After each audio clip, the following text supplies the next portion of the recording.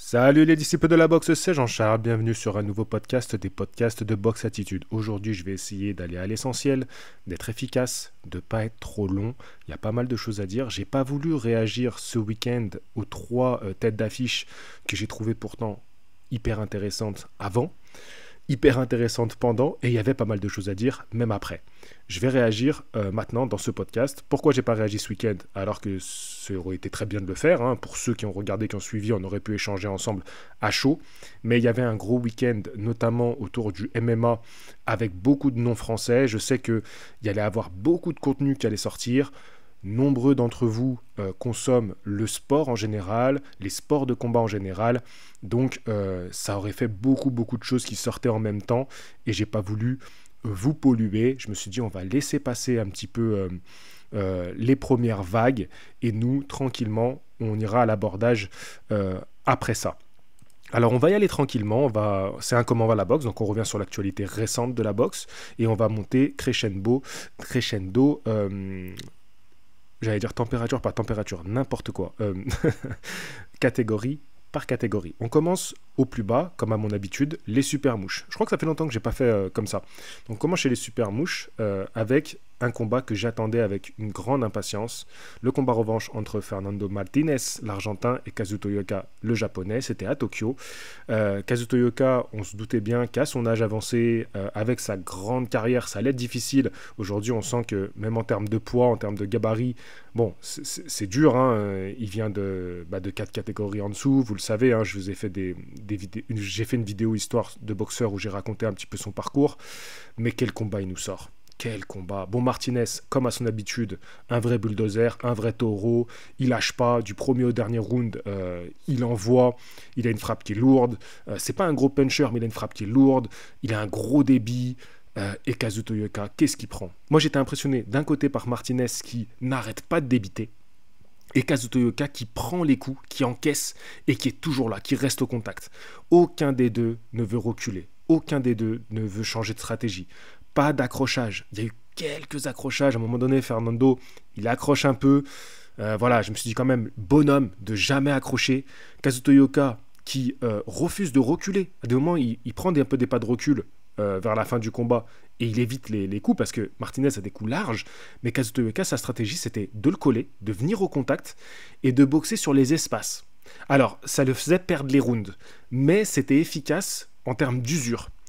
Et ça a fonctionné parce qu'il envoie au tapis Fernando Martinez. Bon, malheureusement, c'était pas suffisant.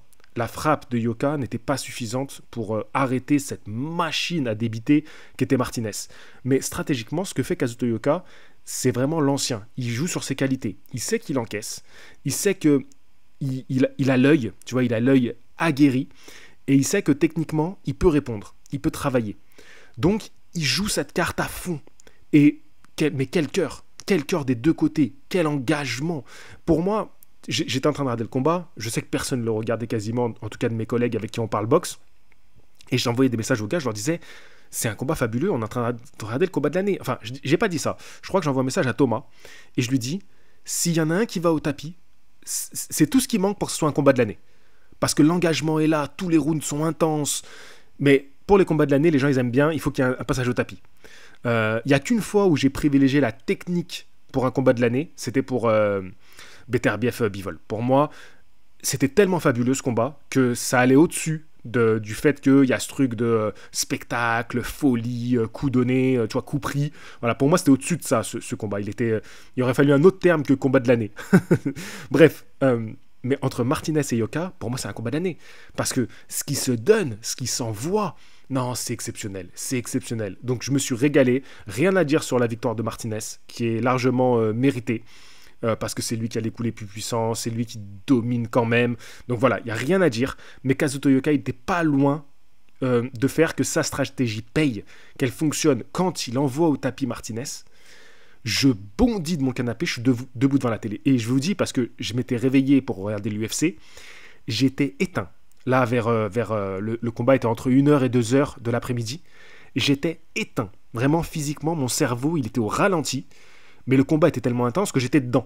Mais mon corps, c'est-à-dire que mon esprit était à fond dans le combat, mais mon corps, il était pas là, tu vois. Il était en mode veille. Quand Ioka connecte. Donc c'est pas sur un coup, hein. Il y a plusieurs coups qui rentrent et il finit par bien connecter Martinez. Et qui tombe, je bondis mon corps, bam, il se réveille, comme une alarme qui sonne. Et je suis debout devant la télé. C'était incroyable. Jusqu'au bout, c'était incroyable. Bon, la fin était un tout petit peu moins intense, ce qui est normal, hein, vu ce qu'ils ont fait. Mais non, exceptionnel. Et pour moi, largement, c'est combat de l'année. Et j'hésite à en faire une vidéo dédiée. Je sais pas trop si je la fais pour les membres de la chaîne principale ou si je la fais publique. Je sais pas encore. Parce que j'ai déjà le programme de la vidéo du jour là, qui va sortir sur Box Attitude et le live de demain. Donc je vais voir. Alors, j'en profite par rapport aux 3 événements qu'il y a eu ce week-end pour vous rappeler qui sont les champions dans ces catégories. Donc là, le champion WBA, c'était Martinez. Yoka avait l'occasion de redevenir champion du monde, c'est manqué. Le titre IBF est vacant. Le titre WBC est détenu par Jesse Rodriguez. Et le titre WBO est détenu par Fumelela Kafu. Et ils vont s'affronter tous les deux. Donc, imaginons que le vainqueur affronte Martinez. Franchement, ça serait vraiment super. Et pourquoi pas, le titre vacant, on verra chez qui il sera remis pour qui il sera remis en jeu. J'aimerais bien, tu sais, pour honorer un petit peu le boxeur, que Yoka il ait droit à une dernière chance contre un challenger légitime de l'IBF pour tenter de redevenir champion du monde. Et après, pourquoi pas un 3e combat contre Martinez ou le vainqueur de Bam Rodriguez contre Kafu. On verra bien, en tout cas, c'est une catégorie fantastique, les super mouches. Petit mot sur les super coqs, petite information. Naoya Inoue a affirmé qu'il ne veut pas monter plus haut que les plumes. Alors j'ai juste vu la tête d'article, j'ai pas regardé les détails, mais ça confirme un petit peu voilà ce qui est dit depuis un moment. Vous êtes nombreux à m'en parler, je sais que Robin, je te passe le coucou, tu m'en parles souvent. Bon, moi ça me rassure, mais j'ai quand même peur du syndrome Lomachenko chez les légers. Avec un début très performant, mais rapidement ça s'essouffle. On verra bien ce que ça donne. Mais j'ai l'impression que ça va être un petit peu ça. J'ai l'impression que Naoya Inoue va avoir plus une carrière à la Loma qu'une carrière à la Manny Pacquiao. On passe aux super plumes. Alors ce week-end, on avait le combat entre Anthony Kakas et Lee Wood. Exceptionnel les gars. Franchement, Anthony Kakas, après avoir tapé Joey Cordina, après avoir tapé Josh Warrington, la nouvelle victime, c'était Lee Wood. Il a été impitoyable l'Irlandais. C'est tellement dommage que ce combat-là ne soit pas pour un titre. Hein. Voilà, il y a eu un petit peu un bal des ceintures, c'est habituel dans la boxe anglaise. Exceptionnel, Anthony Kakas, et j'ai hâte de le voir contre un champion. Parlons-en des champions. On avait aussi Emmanuel Navarrete qui défendait son titre WBO contre Charlie Suarez. J'ai pas vu grand-chose du combat. J'étais en train de zapper entre BSD, l'UFC. J'ai regardé du coup Lee Wood contre Kakas en pleine nuit, donc c'était un peu compliqué. J'ai juste vu rapidement, Navarrete, il a l'air d'avoir fait un gros combat comme à son habitude. Imaginez Navarrete contre Kakas. Franchement, ça va être des étincelles. Bon, il y a une blessure qui est sur un coup de Charlie Suarez. Donc si je comprends bien, le règlement, je ne suis pas allé vraiment vérifier les détails, mais si c'est sur un coup porté et que le combat est estimé qu'on l'arrête, eh ben on a décision à partir d'un certain nombre de rondes. Et là, on était au 8e. Donc il décide de donner la décision et donc Navarrete conserve son titre sur décision. Voilà, je sais pas. Est-ce que si c'est sur un coup porté, normalement, ça ne devrait pas être à la faveur du gars qui a porté le coup? Parce que c'est un de ces coups qui arrête le combattant sur blessure qui s'aggrave. C'est comme si, en finale, c'est une sorte de KO. Tu vois, c'est comme quand tu mets un KO à un adversaire et que ça l'arrête. Parce qu'on estime qu'il est plus capable de repartir. Au final, est-ce que ça ne devrait pas être la même chose? Est-ce que la décision, elle n'est pas un peu injuste de ce qui s'est passé? Moi, je pose la question là. Donc, rappel des champions. WBO Navarrete, WBC Ocheki Foster, WBA Raymond Ford. Raymond Ford, je vous rappelle, qui va combattre très prochainement. Un combat qui va être à suivre au Japon. Donc voilà, c'était un peu les infos. Et il faut savoir que le titre IBF, parce qu'il reste un titre où je ne vous ai pas donné de champion, il est vacant. Et donc ça va être aussi au Japon qu'il aura lieu le combat, très prochainement, hein, le 28 mai, entre Eduardo Nunes et Masanori Rikichi. Excusez-moi, j'ai un chat dans la gorge. Pardon, je suis désolé. Allez, faut que j'enchaîne. Pas le temps d'avoir un chat dans la gorge. On passe chez les Walter. Donc, autre affiche de ce week-end. Hein. Vous avez vu, je vous ai dit qu'il y avait 3 événements, mais il y a Navarrete aussi. Hein, c'était le 4e. Passons au 3e et dernier événement de ce week-end. On est chez les Walter. Et donc, le résultat de ce week-end, c'est Souleymane Sissoko qui arrive à battre au point Egidijus Cavadoskas. Alors, c'est un combat qui a été très intense. J'ai fait une réaction spécialement pour les membres de la chaîne sur Box Attitude. Souleymane Sissoko est passé au tapis 2 fois. Il a survécu. et il a réussi à remporter ce combat-là au point. J'ai pas comptabilisé round par round, j'ai quand même l'impression que c'est assez juste, même si le match nul aurait peut-être été jouable pour Caballo-Scias, parce qu'il y a des rounds quand même, au-delà des passages au tapis, où on peut lui donner les rounds. Contrairement, moi un peu ma référence, c'est Wilder contre Tyson Fury, le premier combat. Pour moi, malgré les passages au tapis de Tyson Fury, c'est Tyson Fury qui remporte ce combat-là. Pour moi, j'ai jamais douté de ce résultat-là. Pourtant, il y a eu match nul. Donc c'est vrai que là, peut-être que je vois quand même Caballo-Scias plus dans le combat que Wilder contre Fury à l'époque, pour faire une comparaison. Maintenant, ce résultat est très important pour Silvan Sissoko. Après une longue inactivité, c'était un combat pour le placer directement challenger WBC. C'est le cas, il est challenger pour affronter Mario Barrios, qui est le champion WBC de la catégorie des Walter. Mario Barrios, selon beaucoup de sources là, qui affirment et qui confirment ça, il va affronter Manny Pacquiao. Je vais faire une vidéo aujourd'hui pour en parler, pour dire ce que j'en pense de ça. Il y a beaucoup de choses à en dire, c'est quand même une grosse info, et il faut la traiter. On verra ça plus tard, pour l'instant ce n'est pas officiel, mais ça alerte vraiment d'être dans les tuyaux. Donc pour Souley, malheureusement, ça ne sera pas tout de suite la chance pour le titre.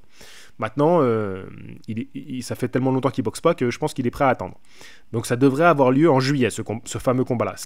En vrai, ça a l'air très cohérent, Barrios-Pacquiao. Enfin bon, bref. Autre champion, WBO, Brian Norman Jr. Donc ça, gros combattant.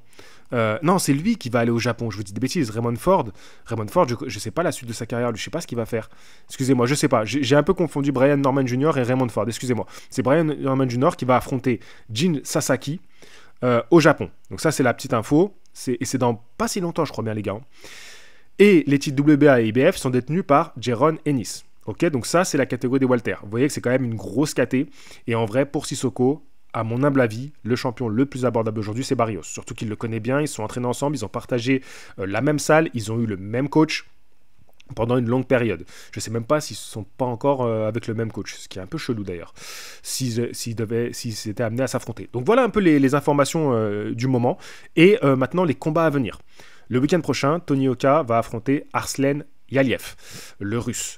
Je vous avoue que je n'ai pas plus d'informations sur la carte, je ne me suis pas plus renseigné que ça, je ne sais pas trop qui est présent dans cette carte, à voir. Moi, je ne pourrais pas voir ce combat-là en direct. Je suis à un mariage le week-end prochain. Le même soir, le 17 mai donc, on a un combat revanche poids lourd que j'attends impatiemment entre Johnny Fisher et David Allen. Je suis impatient parce que pour moi, David Allen s'était fait voler le premier combat, et donc j'ai hâte de voir ça. David Allen, d'ailleurs, qui est un ancien adversaire de Tony Yoka. Gros parcours, pour moi, David Allen, c'est le nouveau Derek Chisora. C'est vraiment le même profil, le même parcours, les mêmes guerres, tout pareil. Alors ça, j'ai sûrement pouvoir le voir en fin de soirée du mariage, parce que comme c'est sur DAZN, je pourrais voir le replay. Donc je suis content. Rapidement, on aura aussi Mourad Aliev qui va faire son titre EBU. Donc c'est le 23. Il ne faut pas qu'on loupe ça, les gars. C'est très important qu'on le soutienne. Je ferai des vidéos dessus. J'ai un peu de temps, mais j'en parlerai. Je pense que ce que je vais faire, c'est que je vais rappeler son combat à chaque fois que je ferai des vidéos sur Tony Yoka. Parce que comme les vidéos sur Tony Yoka, elles font de l'audience, c'est l'occasion de lui donner de la force. On aura Terry Harper qui défendra son titre WBO des légers, donc chez les féminines, contre Nathalie Zimmerman. En Angleterre. Et juste, Mourad Aliev, ça sera en Allemagne son combat. Mourad Aliev, il a fait tous ses combats pro en Allemagne, c'est tout à fait normal, hein. Donc il est à la maison. On aura donc des combats au Japon aussi, le 24. Angelo Leo, le champion IBF des plumes, qui va affronter Tomoki Kameda. C'est clairement un cadeau pour Tomoki Kameda qui ne mérite pas d'être challenger aujourd'hui, mais je suis très content. Tomoki Kameda, c'est un combattant que j'aime beaucoup, que j'ai beaucoup aimé. Aujourd'hui, c'est un peu difficile de voir ses combats parce que il est en fin de carrière, c'est surtout sur des chaînes japonaises, mais je suis très content pour lui, même si j'ai la transparence de vous dire que je sais que c'est pas mérité. Il y aura aussi un titre IBF des poids paille entre Pedro Taduran et Ginjiro Shingeoka. Ok, donc ça c'est à surveiller, hein. Ça sera sûrement une belle soirée quand même au Japon, donc le 24. Et le 28, donc ça je vous en ai parlé précédemment, Eduardo Nunes contre Masanori Rikichi. D'ailleurs, je crois que Rikichi, il est classé numéro 1 des plumes sur BoxRec. À vérifier, peut-être que je vous dis une connerie, peut-être que je confonds encore avec un autre japonais, pardonnez-moi. Donc voilà, je vous donne peut-être que j'ai oublié des événements sur ce mois. L'important, c'était pas de vous faire un programme détaillé, c'était de vous faire un comment va la boxe assez riche. J'espère que j'ai été suffisamment rapide. Ouais, ça va, je suis pas mal. Moins de 15 minutes, je vous dis à la prochaine. Fighting, force à vous.